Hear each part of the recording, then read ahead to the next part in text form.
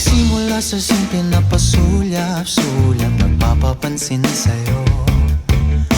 Umabot sa palitan ng mga mensahe, kilig na kilig ako.